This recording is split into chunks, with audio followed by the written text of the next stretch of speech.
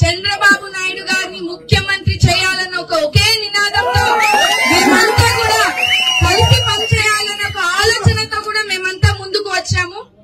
మనం చూడాల్సింది చంద్రబాబు నాయుడు గారి విజయం.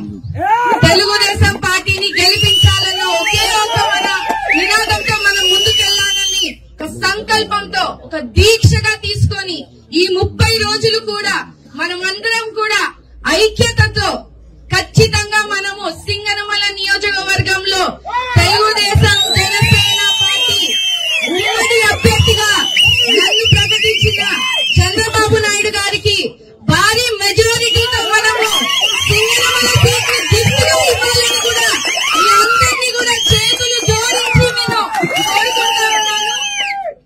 ఆరుట తథ్యం వస్తుంది గోదారక రాముని అస్త్రం దర్శస పంతం తప్పదు అంతం కత్తులకి కక్షలకి